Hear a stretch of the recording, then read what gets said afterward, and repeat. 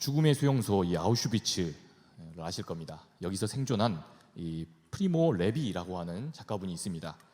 이분이 이 수용소 생활을 경험한 것을 토대로 이것이 인간인가라고 하는 책을 남겼습니다. 아주 이렇게 심오한 제목이죠. 그는 여기서 우리 인간이 자신의 그 인간다움을 지키며 살아가는 데 있어서 반드시 필요한 능력이 있다고 했습니다. 그것은 다름이 아니라 동의하지 않는 능력이다 라고 했습니다. 뭐라고요? 동의하지 않는 능력이라고 했습니다. 레비에 따르면 나치 정권은 죄 없는 사람들을 감옥에 가두고 이런 일을 행했다고 합니다. 그것은 바로 사람들을 짐승과 같이 만드는 것이었습니다.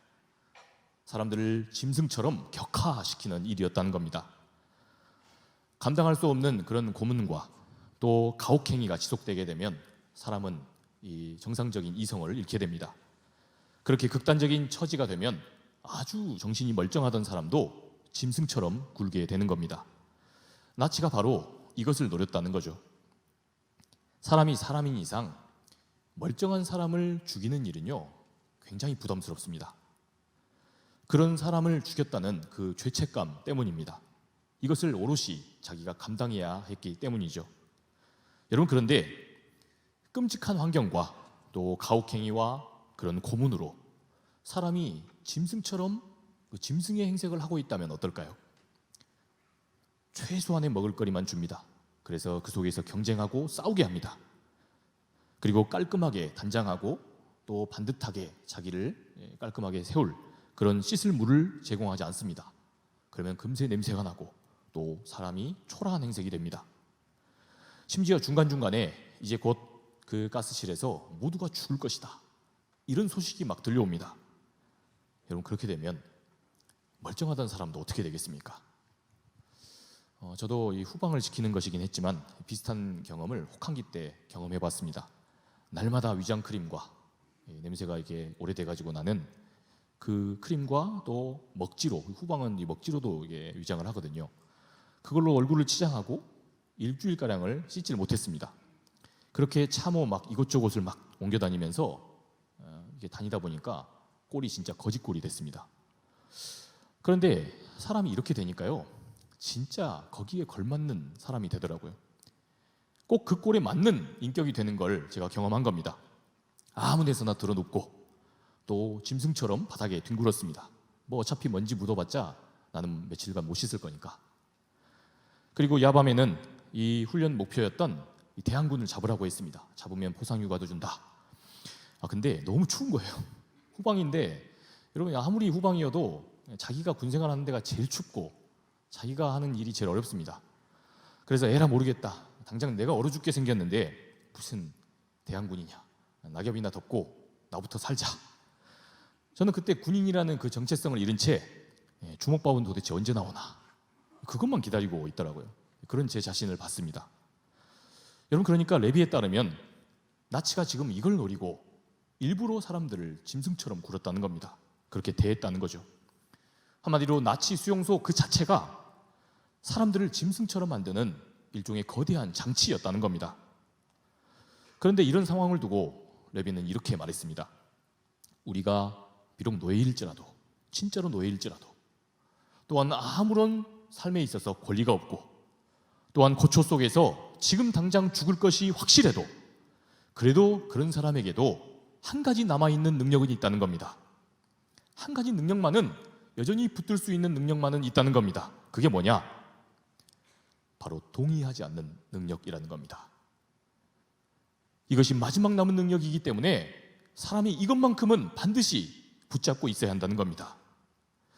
사람이 사람으로 사는데 마지막까지 자신을 소중히 여김으로 삶을 지탱할 수 있도록 동의하지 않는 능력, 바로 이 능력이야말로 우리가 절대로 살면서 놓쳐서는 안 될 능력이라는 겁니다.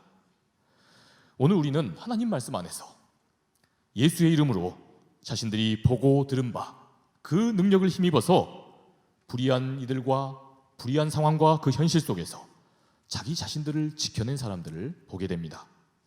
바로 오늘 공회 앞에서 신문당하고 있는 이 베드로와 요한이라는 사람입니다. 우리 오늘 말씀 13절 상반절 말씀을 함께 읽겠습니다. 그들이 베드로와 요한이 담대하게 말함을 보고 그들을 본래 학문 없는 범인으로 알았다가 이상히 여기며 이 성전 미문에 이 거린 나면서부터 걷지 못했던 이 사람을 예수의 이름으로 치유하는 것을 경험했던 이 베드로와 요한이었습니다. 예수의 이름에 이런 놀라운 능력이 있음을 이들도 그가 일어나는 것을 통해서 알았다는 겁니다. 오늘 본문 마지막에 보면 이 사람이 40년 동안이나 주저앉아 있었는데 예수의 이름으로 일어선 겁니다. 이 일로 인해서 이 베드로와 요한은 사람들에게 떠밀렸습니다. 그래서 솔로몬 행각에 가서 거기서 주의 복음을 설교하게 되었습니다. 그런데 말이 설교지 오늘로 따지면요, 갑작스럽게 온 그 당시 언론의 주목을 받은 겁니다. 그래서 이 사건의 전말을 밝히는 기자회견을 한 것이나 다를 바가 없었습니다. 그러니까 얼떨결에 예수의 이름 한마디 선포했다가 일약 슈퍼스타로 사람들 앞에 등장하게 되었다는 겁니다. 이런 이들에 대한 그 소문이 곧장 예루살렘 성전 지도자들과 또한 그곳을 장악했던 사두개인들에게 들렸습니다. 이 사람들은 당시 그 세계를 지배하고 있었던 사람들입니다. 그 세계를 지배하고 또 움직이고 있었던 실세였다는 겁니다.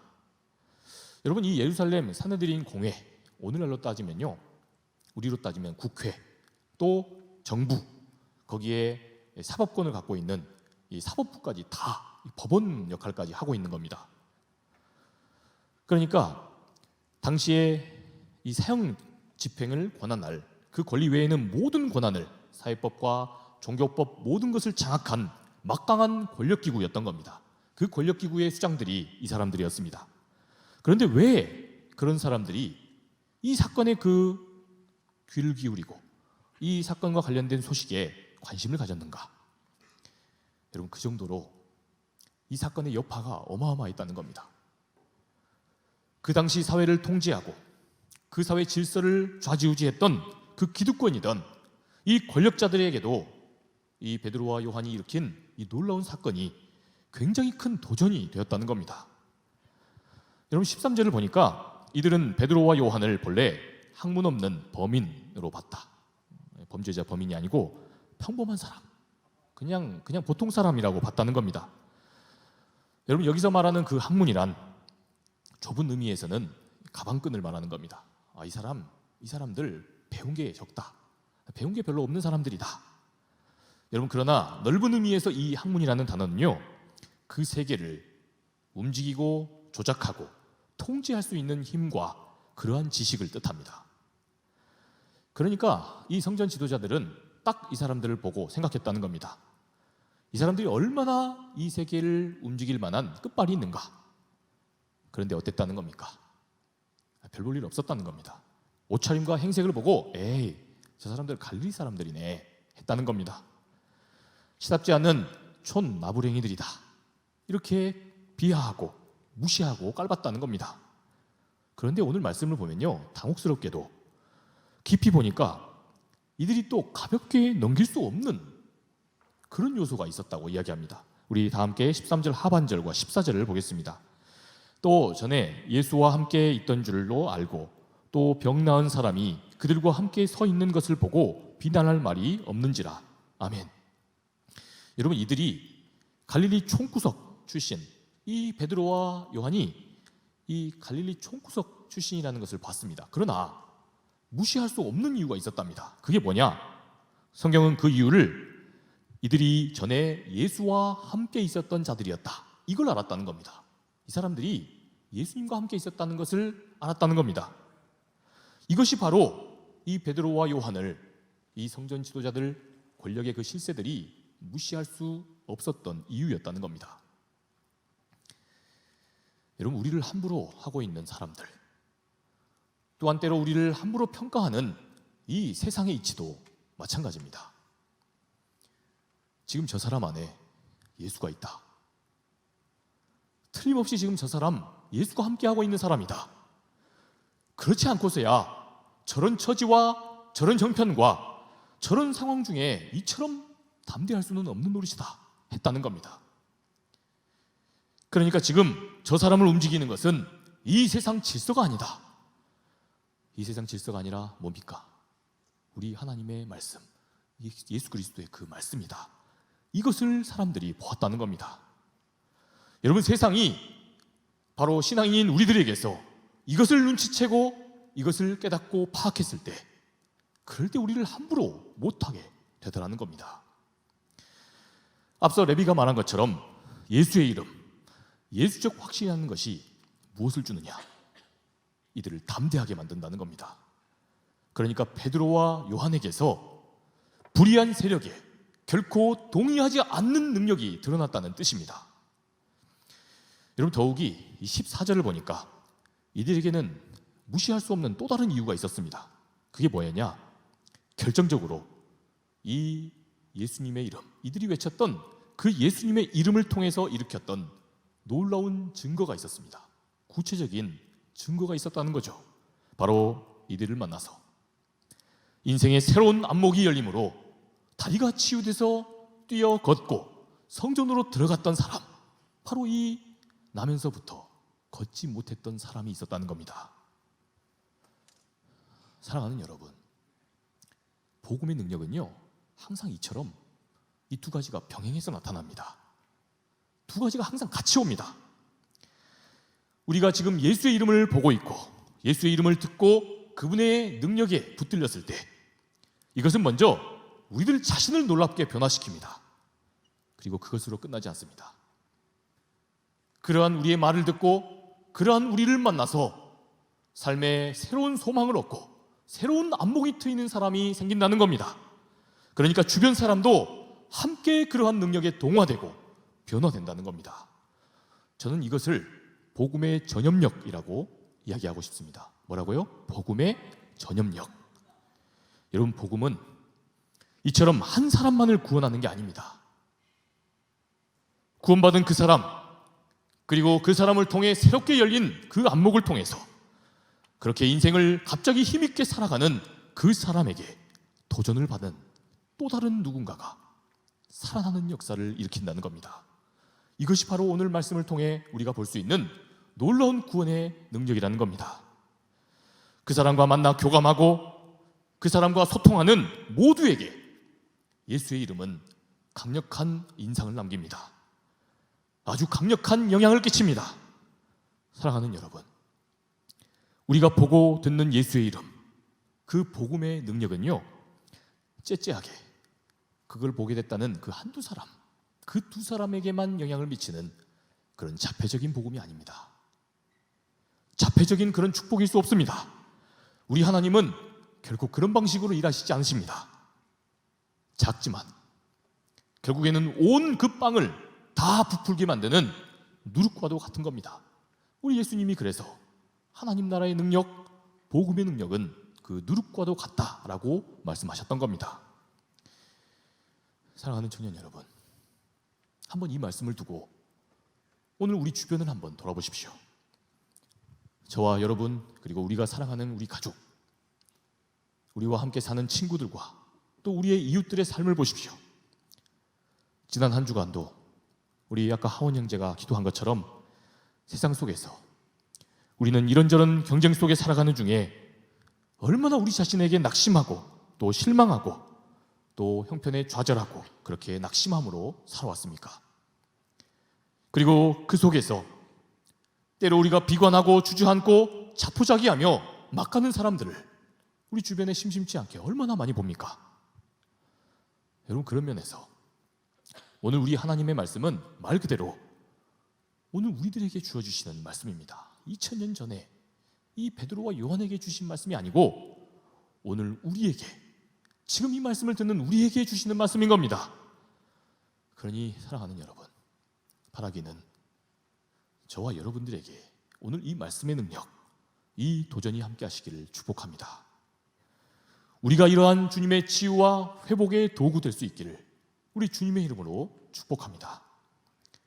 저와 여러분이 이 시대의 불의한 그런 세력들의 그런 소리에 절망하고 낙담한 이웃들에게 동의하지 않는 힘을 불러일으킬 수 있는 그런 주님의 귀한 사람들 되시기를 우리 주님의 이름으로 축복합니다. 우리 이어서 계속해서 말씀을 보겠습니다. 그렇다면 불의한 이 성전 지도자들, 이들은 예수님의 그 이름을 의지하던 이 베드로와 요한, 이들을 어떻게 처결합니까? 우리 계속해서 15절 말씀을 보겠습니다. 명하여 공회에서 나가라 하고 서로 의논하여 이르되. 여러분, 인생을 사는 중에 우리는 수도 없이 불의한 상황을 마주합니다. 끝없이 불의와 타협해야 하는 그런 상황들을 마주하게 됩니다. 여러분, 그런데 우리가 이러한 불의와 또한 이 세상의 악과 쉽게 타협할 수밖에 없게 되는 이유가 뭡니까? 이것들은 우리에게서 굉장히 매혹적입니다. 또한 아주 강력하고 또 철옹성과 같은 그런 힘이 있는 것처럼 보입니다. 불의와 거짓의 힘은 늘 한결같이 의와 진실, 이것들의 힘보다 강력한 것처럼 보이는 겁니다. 이것들을 나 혼자 상대했다가 괜히 나만 난감해질 것 같으니까, 그러니 우리가 이것을 따르지 않으려고 했다가도 어쩔 수 없이 따르게 되는 그런 상황에 직면한다는 겁니다. 여러분, 그런데 오늘 주님의 말씀을 보면요, 실제로는 그게 아니라는 것을 우리가 알 수 있게 됩니다. 주님이 지금 그걸 우리에게 보여주고자 하신다는 겁니다. 우리가 그 내막을 다 들여다보질 못해서 그렇다는 것을 지금 우리 주님이 우리에게 보게 하신다는 겁니다. 여러분, 오늘 말씀을 보십시오. 이들이 지금 이 베드로와 요한에게 취하고 있는 조치가 뭡니까? 공회에서 나가라. 우리들의 이 공회, 우리가 권력을 쥔 이 자리에서 나가라. 여러분, 이 한마디 선언이었습니다. 여러분, 이게 뭔가 이상합니다. 왜 이상하냐? 만약에요, 이들이 진짜 불의한 그 자신들의 그 권력에 끝까지 확신이 있었더라면 이렇게 넘기면 안 됩니다. 앞서 우리 예수님을 십자가에 못 박아 죽였던 것처럼 이 베드로와 요한도 같이 덩달아 십자가에 못 박아야 정상인 겁니다. 그래서 우리 모두가 한두 사람 제거해서 모두가 좋자고 그렇게 결단해야 맞는 겁니다. 여러분, 그런데 왜 이 사람들이 단 이 몇 마디밖에 하지 못했던 겁니까? 겁을 먹게 된 겁니다. 지금 실세라는 이 사람들이, 권력자라는 이들이 지금 두려움에 휩싸인 겁니다. 이들은 앞서 이미 보았습니다. 불의한 그 십자가를 언도하고 있는데 예수님이 얼마나 당당하게 그 십자가를 직면했는지 아마 이들은 생각했을 겁니다. 예수님이 쫄아서. 그래서 처절하게 막 고통스럽게 그렇게 신음하다 죽을 거라고 여겼나 봅니다. 그러나 그러지 않는 당당함을 봤습니다. 거기에 1차적으로 먼저 쫄았습니다. 그런데 그 예수님의 말씀에 전염되었던 이 베드로와 요한이라는 사람들도 지금 똑같이 예수님처럼 나오는 겁니다. 지금 그래서 이들은 뭔가 지금 압도된 겁니다. 주님의 말씀을 붙들고 서 있는 이 담대해진 증인들 앞에 뭔가 압도됐다는 겁니다. 그래서 이들은 불안함 속에 여기서 나가라, 단지 이 한마디밖에 할 수가 없었다는 겁니다. 이것이 지금 오늘 말씀을 통해 우리가 볼 수 있는 대목입니다. 여러분, 불의와 거짓으로 장악한 그 권력의 자리, 그 알량한 그 공회, 이거 하나 붙들면서 이 사람들은 지금 불안에 떨고 있었다는 겁니다.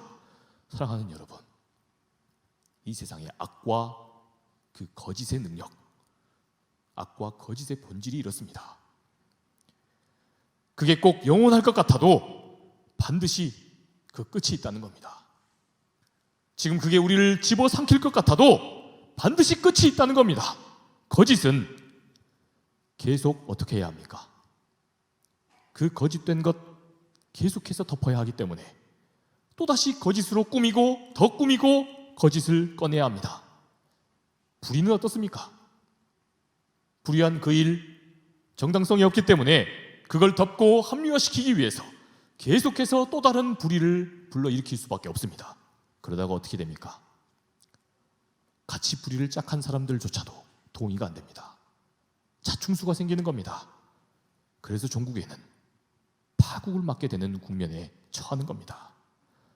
여러분, 이것이 바로 오늘 말씀이 보여주는 대로 불의와 세상의 거짓의 최후입니다. 지금은 의와 선이 패배하는 것 같아도 결국엔 어떻게 된다는 겁니까?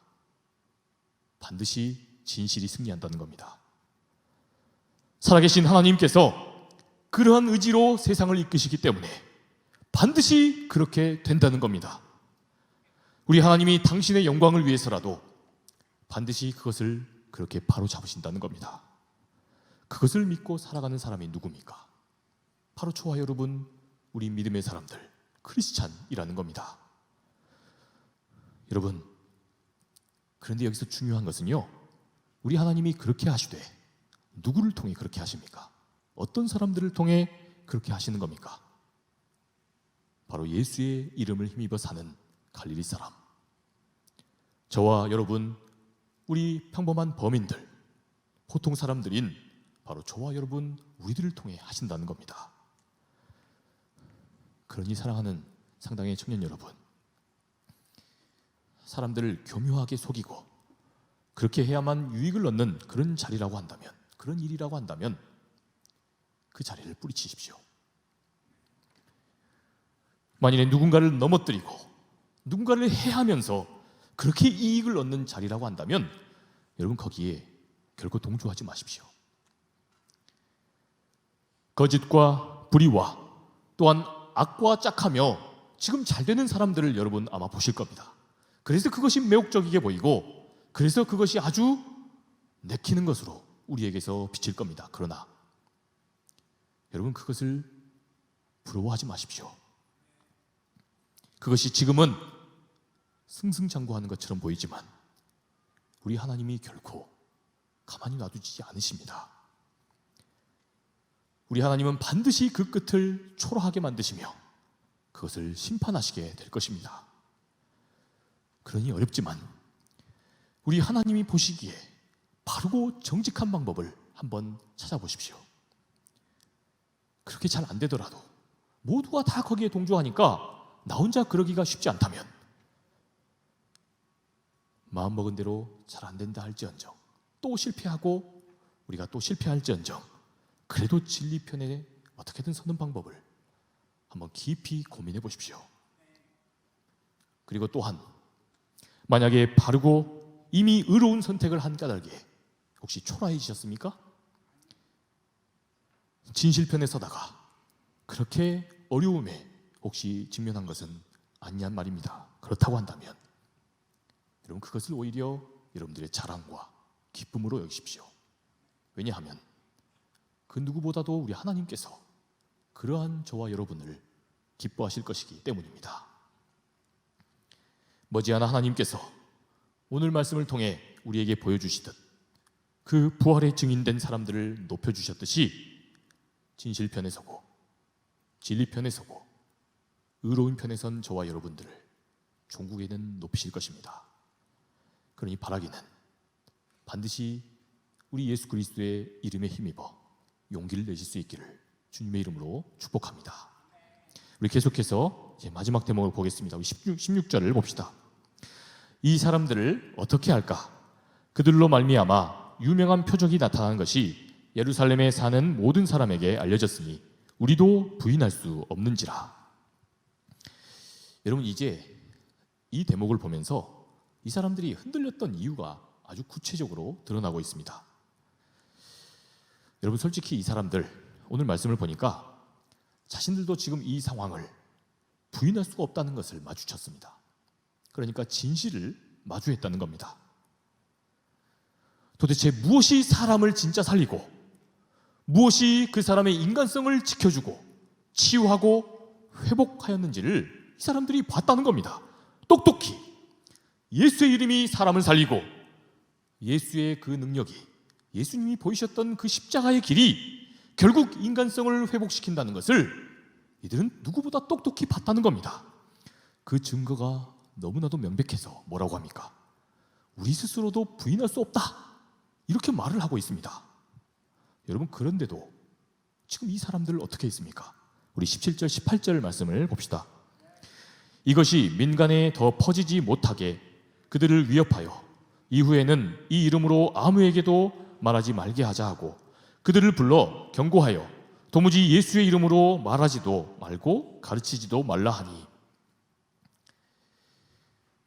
사랑하는 여러분, 오늘 이들의 이 실패 속에서 우리는 아주 중요한 신앙의 공식에 있어서 아주 중요한 진실을 대면합니다.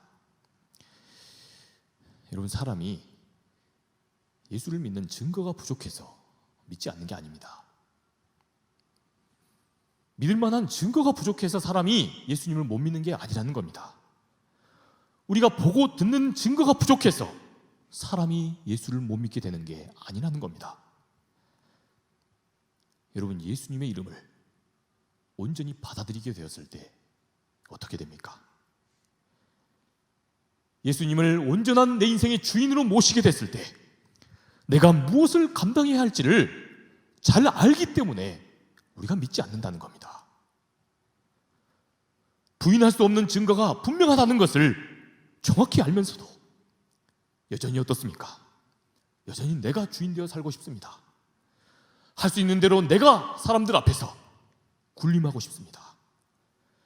여전히 내 방식대로 내가 살던 대로 살고 싶고 여전히 내가 욕망하고 싶은 그대로 살고 싶은 겁니다. 그런데 예수의 이름을 수용하고 나면 어떻게 됩니까? 그걸 못하는 겁니다. 그래서 믿지 않았다는 겁니다. 일단 우리 예수님의 그 이름을 내가 수용하고 나면, 진심으로 수용하고 나면 단지 내 성품을 한두 개만 바꿔야 할 것이 아니라 내 삶에 사람을 대하는 태도와 내 삶을 살아가는 자세와 삶의 모든 내용을 송두리째 우리가 바꿔야 하기 때문에 그걸 예수를 믿으면 그걸 그렇게 해야 한다는 걸 잘 알기 때문에 그래서 우리가 예수를 받아들이지 못한다는 겁니다. 여러분, 이 성전 지도자들과 사두개인들 어떤 사람들입니까? 하나님을 믿는 사람들이었습니다. 그런데도 예수를 못 받아들였다는 겁니다. 여러분, 그런데 이 말씀 묵상해 보면요, 여러분, 이거 우리 이야기 아닙니까? 주님, 저는 딱 여기까지만 믿겠습니다. 주님, 더 강조하지 마십시오. 주님, 저는 딱 주일 예배만 나오는 선에서 저는 거기까지만 하렵니다. 주님, 이것은 제 거 아닌가요? 이거 저한테 주셨으니까 이거 제 거잖아요. 그러니 제 방식으로 하는 게 옳은 것 아닙니까? 여러분, 우리야말로 이 예수의 이름을 거기까지만 말하게 하자. 여러분, 이거 우리의 모습이라는 겁니다. 여러분, 그렇다면 이렇게 처절하게 실패할 수밖에 없는 우리들에게 해법은 무엇입니까? 도대체 이 국면에서 우리에게 해법은 무엇입니까? 우리 마지막 19절과 20절 말씀을 보겠습니다. 베드로와 요한이 대답하여 이르되 하나님 앞에서 너희의 말을 듣는 것이 하나님의 말씀을 듣는 것보다 옳은가 판단하라. 우리는 보고 들은 것을 말하지 아니할 수 없다 하니. 아멘. 우리는 보고 들은 것을 말하지 아니할 수 없다 하니. 사랑하는 여러분, 이것이 바로 해법입니다. 그저 보고 들은 것을 말하지 아니할 수 없다. 이게 바로 해법입니다. 주님의 그 말씀이 우리의 영혼을 깨우고 우리의 양심을 깨우는 그 즉시 그저 성령께서 지금 내 마음에 주시는 그 감동, 그 도전을 지금 내가 신실하게 이행하는 것, 지금 내 마음속에 든 그 성령의 생각, 착한 마음, 착한 결정, 마음 먹었을 때 즉각 따르고 그대로 말하고 그대로 행하는 것, 여러분, 이것이 바로 해법이라는 말입니다. 그럼 대체 무슨 의미란 말입니까? 여러분, 저는 고등학교 2학년 시절부터 누구랑 주먹질하면서 싸우지 않았습니다. 제가 뭐 자랑할 게 별로 없는데 그거 하나는 제가 자랑할 만합니다. 고등학교 2학년 시절부터 제가 누구랑 뭐 주먹질하면서 싸우지 않았다는 거죠. 이게 제가 뭐 특별히 착해서 그런다거나 싸움을 진짜 못해서 뭐 그럴 수도 있지만 여러분, 그래서가 아니었습니다. 뭐였느냐? 싸움에 대해서 그 고등학교 2학년 시절에 저한테 싸움에 대해서 한마디 해주던 제 친구 때문이었습니다. 그게 뭐였느냐면요, 여러분, 세상에서 누가 제일 싸움을 잘하는지 아십니까? 마동석입니까? 아니면 뭐 김동현 파이터입니까? 여러분, 다 틀렸습니다. 누군가, 제 친구가 고등학교 2학년 시절 제게 이렇게 이야기했습니다. 싸운 뒤를 생각하지 않는 사람, 싸움을 제일 잘하는 사람은 그 싸운 그 뒤를 생각하지 않는 사람이랍니다. 근데 어린 나이에 듣고 보니까 진짜 그랬습니다. 여러분 실제로요, 싸움의 룰이 어디 있습니까? 그 싸움을 내 인생 자체를 걸고 나한테 해코지한 걔를 내가 끝장내버리고 나도 죽겠다 하면 여러분 그런 사람을 어떻게 이길 겁니까? 여러분 싸움은 그런 거 아닙니까? 여러분 그러니까 어떤 사람이 싸움에서 지느냐 하면요, 싸운 뒤를 생각하는 사람이 집니다. 여러분 그래서 싸움에서 지는 사람 어떤 사람이냐? 걱정과 배려심이 많은 사람입니다. 뭐라고요? 걱정과 배려심이 많은 사람이 싸움에서 집니다. 때리다가 걔 눈탱이 방탱이 돼가지고 멍이라도 들고 또 칼이라도 이렇게 사뿐히 찔러줬다가 그 친구 죽기라도 하면 어떡합니까? 이런 걱정이 드는 사람이 여러분 잘 싸울 수 있겠습니까? 끝장을 보면서 온 피를 보면서 싸울 수 있겠어요? 여러분 그래서요, 학창시절에 혹시 싸움을 못하셨던 분들이 있다면 여러분 소망을 가지십시오. 여러분들이 힘이 없고 싸움을 못해서가 아닙니다.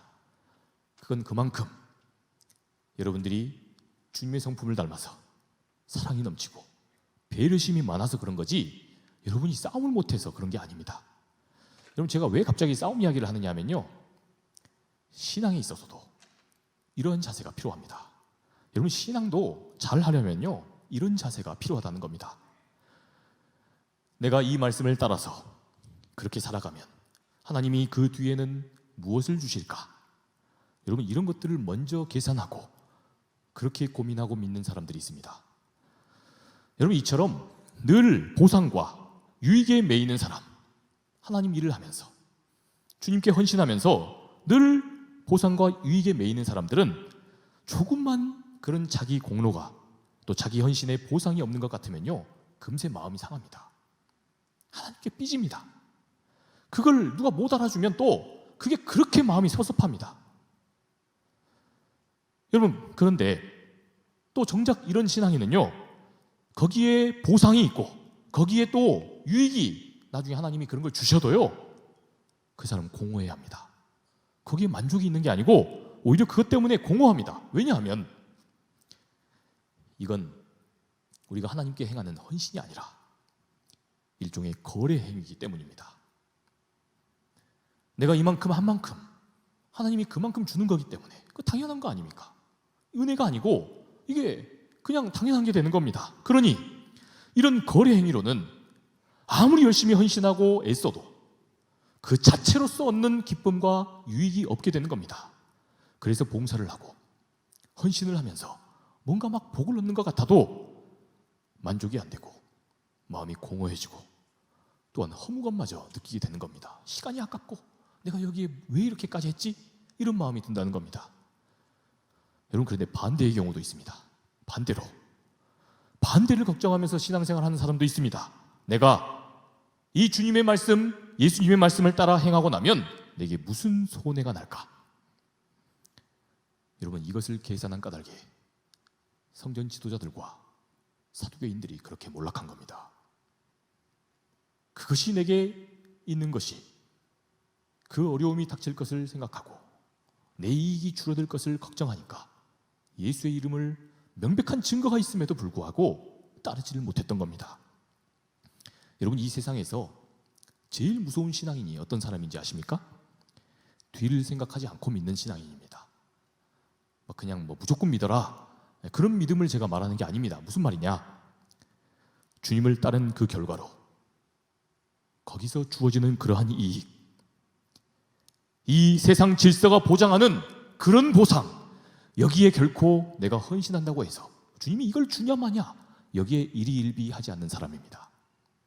주님이 보상을 주면 땡큐고 더 감사한 일이고, 그러나 주시지 않아도 내가 여기에 헌신하고 여기서 얻는 그 말할 수 없는 기쁨, 그 자체에 소망을 두는 사람, 여러분 이런 신앙인이 제일 무서운 신앙인입니다.